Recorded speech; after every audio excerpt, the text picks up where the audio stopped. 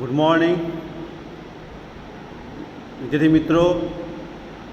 ધોરણ 12 સાયન્સ કોમર્સની અંદર આપણે ઘણા સમયથી ટેક્સનો અભ્યાસ કરી રહ્યા હતા. આજે આપણે ટેક્સમાંથી બહાર નીકળીને આપણે એપ્લિકેશન રાઇટિંગની પણ વાત લાસ્ટ ટાઈમ કરી હતી. આપણે મિત્રો પરીક્ષામાં આપણે એપ્લિકેશન લખવાની પૂછાય છે અને આ રોકડિયા માર્ક્સ છે. મેં પણ કહ્યું હતું લાસ્ટ ટાઈમ કે એપ્લિકેશનમાં 5માંથી 3 માર્ક્સ લાવવા બહુ સહેલા છે અને જેને 90 માર્ક્સ વધારે લાવવા છે એ વિદ્યાર્થીઓ 5માંથી 5 માર્ક્સ પણ લાવી શકે છે. તો દરેક વિદ્યાર્થી માટે એપ્લિકેશન એ બહુ જ લાભદાયક છે. તો મિત્રો આપણે શરૂઆત કરીએ એપ્લિકેશનની અંદર. એપ્લિકેશનનું એવી એક ફોર્મેટ મૂક્યું છે, માળખું મૂક્યું છે. તમને પરીક્ષામાં અરજી લખનારનું સરનામું આપેલું છે કે કોણ આ અરજી લખી રહ્યું છે. તો તમારે પરીક્ષામાં જે વ્યક્તિનું નામ આપ્યું હોય તમારે એનો જ ઉલ્લેખ કરવાનો છે. કોઈએ પોતાનું સરનામું આપવું નહીં. આ ખાસ ખબર રાખવી. તો અહીંયા અરજી લખનાર કોણ છે મિત્રો? Rahul B Pancholi from 502 Goyal tower, જજીસ બંગલોઝ રોડ, વસ્ત્રાપુર, અમદાવાદ. એટલે આ નામની વ્યક્તિ જે અરજી લખે છે, writes an application for the post of a chemist, એટલે કેમિસ્ટ તરીકેની નોકરી માટેની અરજી કરે છે. પોસ્ટ એટલે જગ્યા. To the production manager, host laboratories private limited, host house, Harni road, Vadodara. એટલે વડોદરામાં એક દવા બનાવતી કંપની છે, લેબોરેટરી છે અને લેબોરેટરીની અંદર એક કેમિસ્ટની જરૂર છે અને એ નોકરી માટે રાહુલ પંચોલી અરજી કરે છે. અરજી કોને મોકલવાની છે? પ્રોડક્શન મેનેજર અરજી મોકલવાની છે. લેબોરેટરી કઈ જગ્યાએ આવેલી છે? વડોદરામાં આવેલી છે. Draft N application on his behalf. તમે રાહુલ વતી એપ્લિકેશન લખો. મીન્સ તમે પોતે રાહુલ જ છો એવું માની લો. ઓન હિઝ બિહાફ એટલે કે રાહુલના વતી તમે અરજી લખો. તો પહેલું શું કરવાનું? પહેલાં શું આવશે? અરજી લખનારનું નામ અને ઘરનું સરનામું આવશે. તમારે એક્ઝામમાં આવું લખવાનું નથી. તમારે તો ડાયરેક્ટ સરનામું જ લખવાનું છે, નામ અને સરનામું.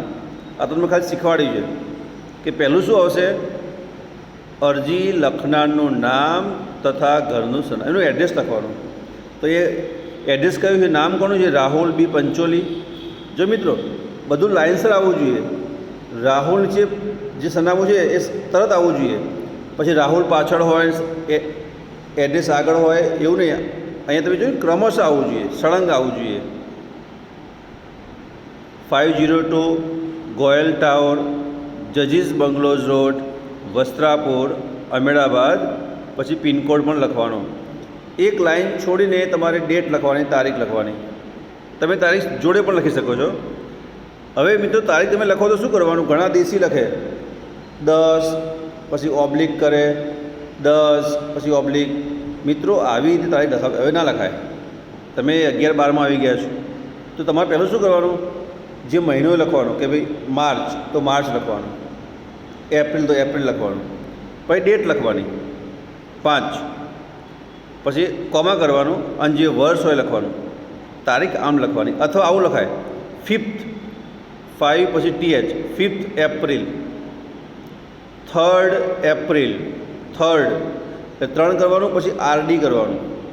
બરાબર? તો આપણે જ્યારે સ્કૂલ ખોલીએ તો શીખવાડશું, બધું ડીપમાં શીખવાડશું. બરાબર? બીજું,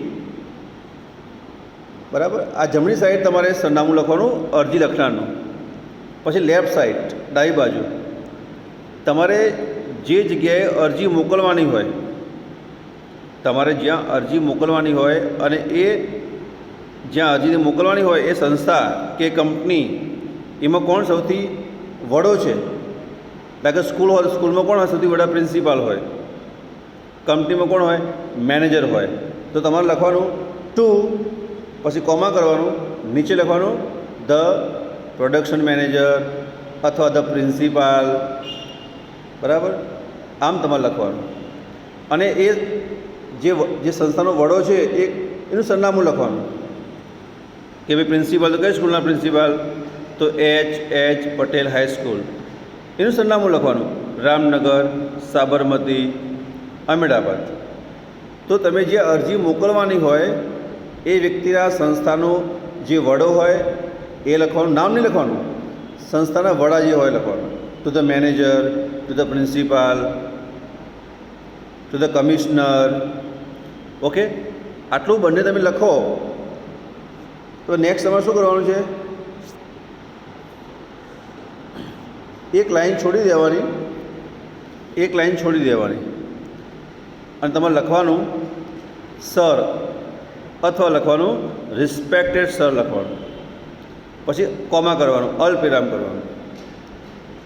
એ લખ્યા પછી એક લાઈન છોડી દેવાની અને વિષય લખવાનો. શું લખવાનું? વિષય, સબ્જેક્ટ લખવાનો. હવે તમે જે અરજી કરો છો ને વિષય કયો છે, કેવી નોકરી માટે તમે અરજી કરી રહ્યા છો, તો તમારે વિષય લખવાનો. વિષયમાં દરેકમાં કોમન શું લખવાનું? Application for the post of. આ દરેકમાં કોમન આવશે, કોઈ પણ એપ્લિકેશન હોય એમાં આવું લખવાનું, application for the post of, એટલે કે આ જગ્યા માટેની અરજી. પછી પોસ્ટ ઓફ સુધી કોમન આવશે, પછી શું બદલાય? કારણ કે નોકરી ટીચરની હોય શું લખવાનું? પોસ્ટ ઓફ અ ટીચર, બરાબર. Post of a librarian. તો આ મિત્ર આ પણ તમારું કોમન દરેકમાં આવશે, ખાલી જે નોકરી હોય એ બદલાય, જગ્યા પ્રમાણે તમારે શબ્દો બદલતા રહેવાનું. હવે મિત્રો આ તમે આટલું લખ્યા પછી તમારે શું કરવાનું?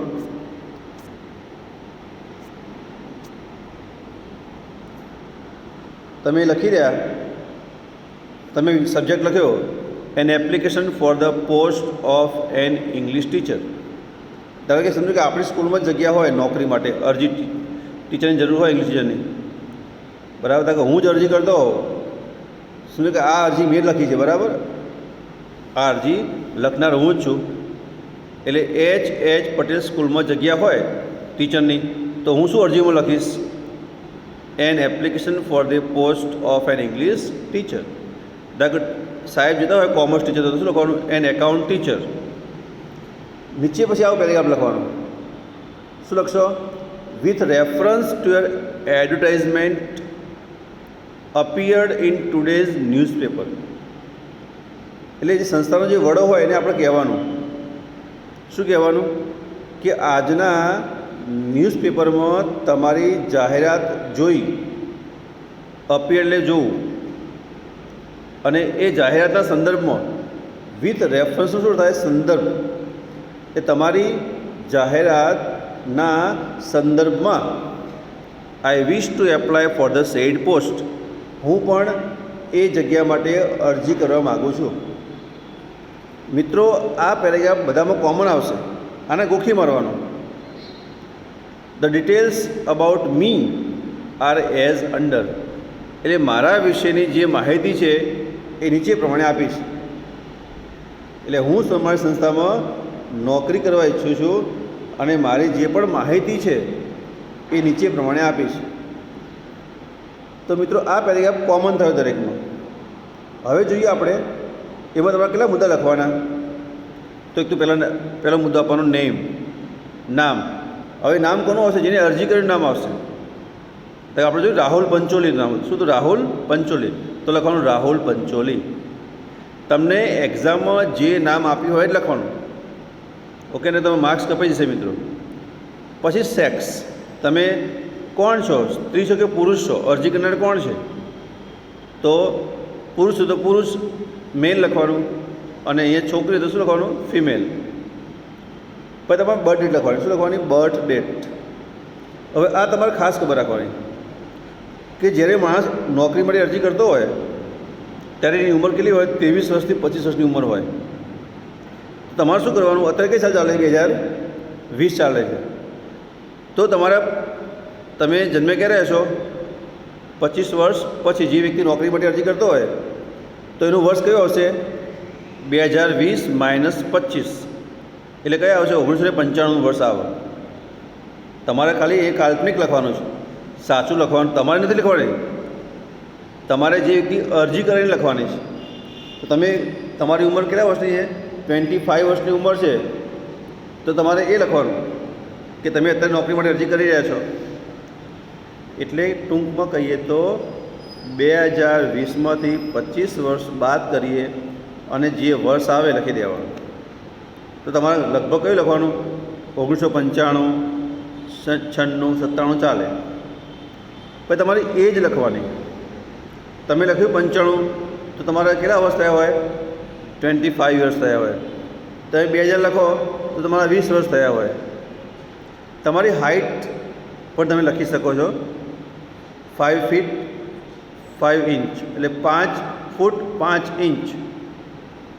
તમારું વેઇટ તમે લખી શકો છો 65, 70.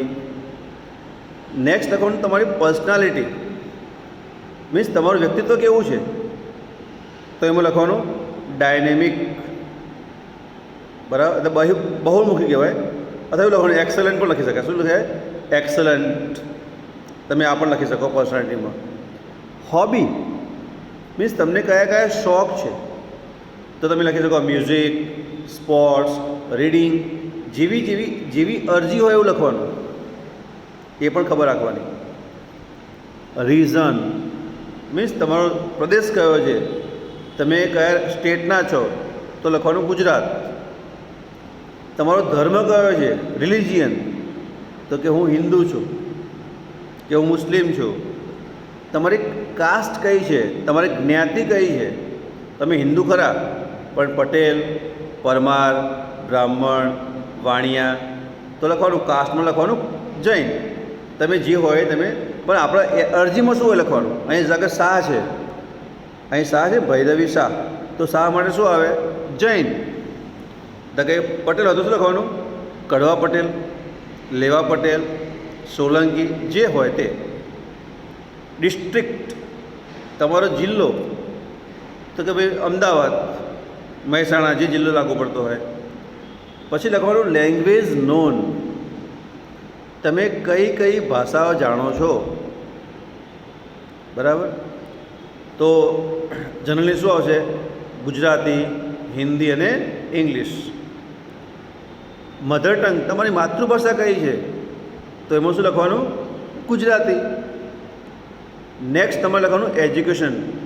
તમે જે નોકરી માટે અરજી કરો છો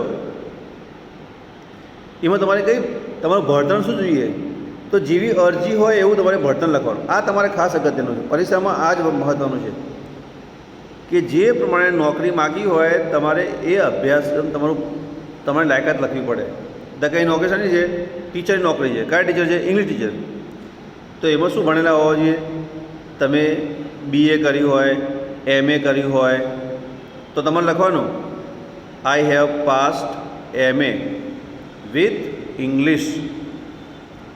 તકે નોકરી ટીચર કોમર્સ ટીચરની હોય, કોમર્સ ટીચરની, તો શું લખવાનું?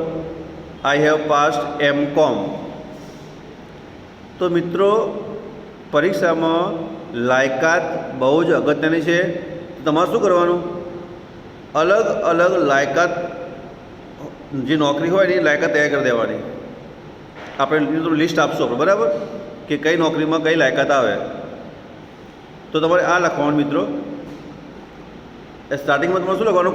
આનો કોઠો બનાવીશું, આપણે ટેબલ બનાવીશું કે ભાઈ SSC, HSC, BSc, MSc, તમે જે મેં ભણ્યા હોય તમારે એનો એક ટેબલ બનાવવાનું અને તમે એને કોઠા વાક્ય લખી શકો છો, બરાબર. એ આપણે ફરીથી નેક્સ્ટ ટાઈમ શીખશું. પછી મિત્રો શું આવશે? એના પછી ટોપિક કયો છે? એક્સપિરિયન્સ, તમારો અનુભવ. તો તમારે લખવાનું I have been serving as an English teacher, એટલે હું સેવા આપી રહ્યો છું. ક્યાં? At Limbdi four 1 year. 1 વર્ષથી હું લીંબડીમાં સેવા આપું છું. તમે એ પણ લખવું જ પડે ફરજિયાત. એક્સપેક્ટેડ સેલરી, તમે કેટલી સેલરી લેવા માગો છો? એઝ પર ગવર્મેન્ટ રૂલ, સરકારના નિયમ પ્રમાણે જે મને પગાર મળતો હોય એ પગાર હું લેવા તૈયાર છું.